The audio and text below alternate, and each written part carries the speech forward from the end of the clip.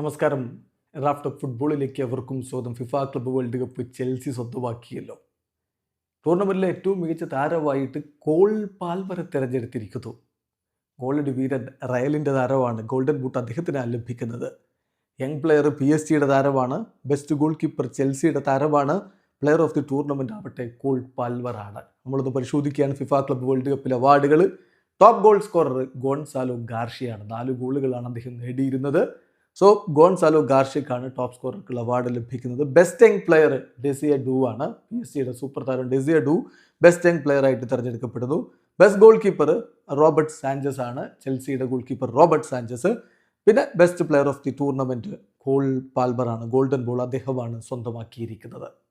പാൽമറുടെ ഈ ടൂർണമെൻറ്റിലെ പ്രകടനം 6 കളികൾ കളിച്ചിട്ട് 3 ഗോളും 2 അസിസ്റ്റും അദ്ദേഹത്തിൻ്റെ വകയുണ്ടായിരുന്നു. 4 ബിഗ് ചാൻസുകൾ അദ്ദേഹം ക്രിയേറ്റ് ചെയ്തു. 12 കീ പാസുകൾ അദ്ദേഹം കൊടുത്തു. 89% ലോങ് പാസുകളും കൃത്യമായിട്ട് അദ്ദേഹം ലക്ഷ്യത്തിലേക്ക് എത്തിച്ചിരുന്നു.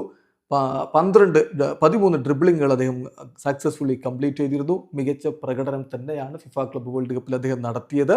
അദ്ദേഹത്തിന് അംഗീകാരം ലഭിക്കുന്നു. ഇനി ഫൈനൽ മത്സരത്തിൽ അദ്ദേഹത്തിൻ്റെ പ്രകടനം നോക്കിയാൽ 48 ടച്ചുകൾ, 2 ഗോളുകൾ, 4 ഷോട്ടുകൾ, 2 on target, 1 assist, 2 key pass, 27 പാസുകൾ, 22 ലക്ഷ്യത്തിൽ, 6 ഡ്രിബിളിംഗ് അറ്റംപ്റ്റുകളിൽ 3 സക്സസ്ഫുൾ. അങ്ങനെ കിടിലൻ പ്രകടനമാണ് പാൽമർ പുറത്തെടുത്തത്. വീഡിയോ അവസാനിക്കുന്ന ഫുട്ബോൾ ലോകത്തെ കൂടുതൽ വിശേഷങ്ങളുമായി റാഫ്റ്റ് എത്താം.